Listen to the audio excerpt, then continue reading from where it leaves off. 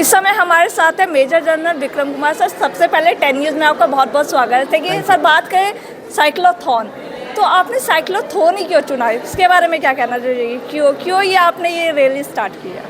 ये रैली ये एनसीसी के रेजिंग का 75वां साल है।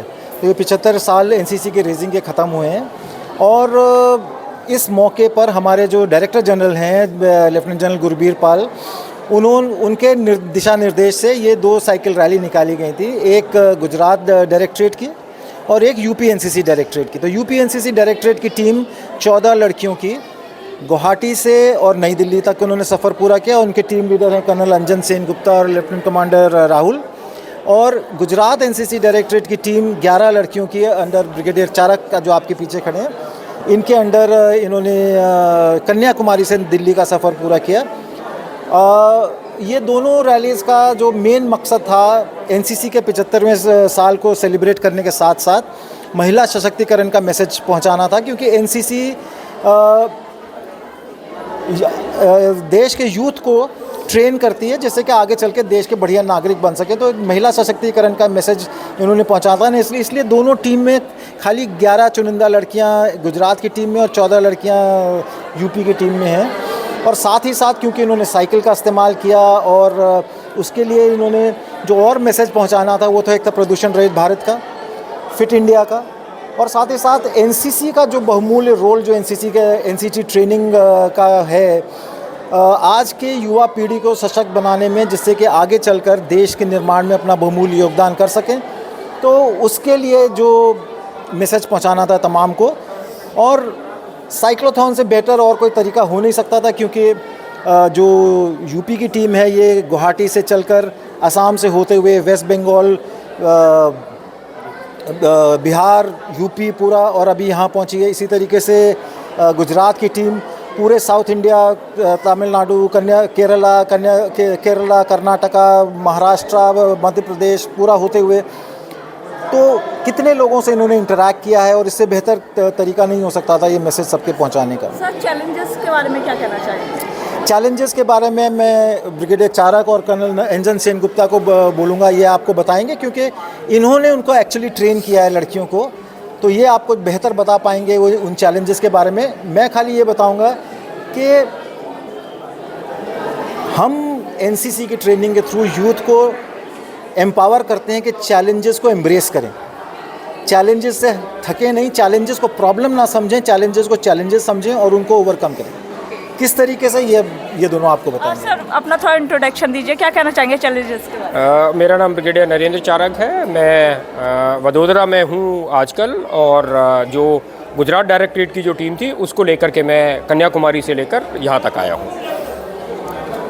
सर आप अपना इंट्रोडक्शन दीजिए सबसे पहले। मैं colonel Anjan Sen Gupta, NCC UP directorate का मेगा साइक्लोथॉन टीम का टीम लीडर हूँ।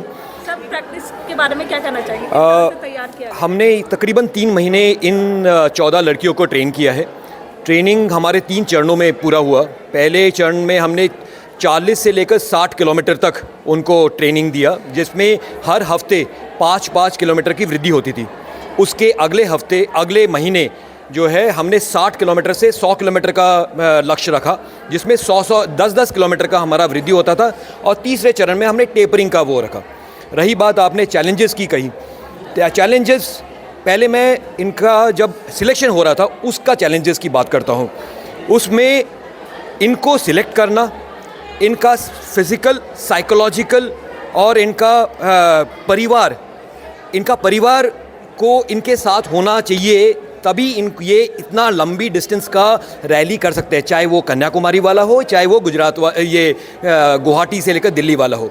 उनका परिवार, उनका गांव, उनका आसपास के दोस्त, फिर उनके प्रिंसिपल्स, उनके टीचर्स उनके साथ आएंगे, तभी ये आराम से इस इवेंट को कर सकेंगे।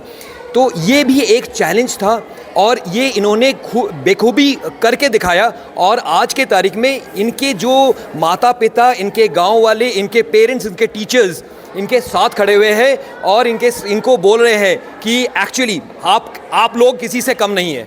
और यही हमारा मोटो है कि ये लड़कियां किसी से कम नहीं हैं, मौका दिया जाए तो ये कुछ भी कर सकते हैं, आसमान भी छू सकते हैं।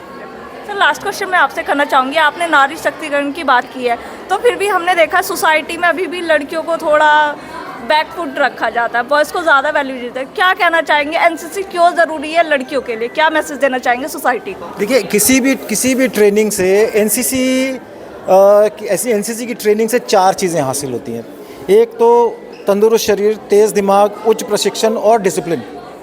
और ये 4 चीज़ें जिस यूथ में हो वो यूथ सेल्फ कॉन्फिडेंट होता है, और जब सेल्फ कॉन्फिडेंस है तो यूथ समझेगा कि मैं कुछ भी कर सकता हूँ। और नारी सशक्तिकरण, जैसे कि अभी ब्रिगेडियर चारक भी बता रहे थे कि लड़कियों में कैपेबिलिटी है, बाकियों का काम है उनके रास्ते में जो ऑब्स्टिकल्स रखे हुए हैं वो हटाएं। लड़कियां खुद ब खुद अचीव करेंगी जो उन्होंने अचीव करना है। हम उनको कुछ नहीं दे सकते, कुछ शक्ति नहीं दे सकते, शक्ति है उनमें। हमने जो दबा, जैसे इन्होंने बताया कि पेरेंट्स ने छूट दी, पेरेंट्स ने कहा कि बेटा जाओ, स्प्रेड योर विंग्स और फील करो कैसे उड़ान भरते हो। तो एक मैंने अपने टीम वालों को एक कहीं से कविता मैंने पढ़ी थी, वो बताई थी कि खोल दे पंख मेरे कहता है परिंदा, अभी और उड़ान बाकी है, ज़मीन नहीं है मंजिल मेरी, पूरा आसमान बाकी है। लहरों की खामोशी को समुंदर की बेबसी मत समझ, जितनी गहराई अंदर है वो बाहर उतना तूफान बाकी है। तो ये है इन महिलाओं की, इन लेडीज़ की कैपेबिलिटी। आप उनको बांध हटा दोगे, they will achieve the skies. Sir 10 news से बात करने के लिए बहुत बहुत धन्यवाद। Thank you.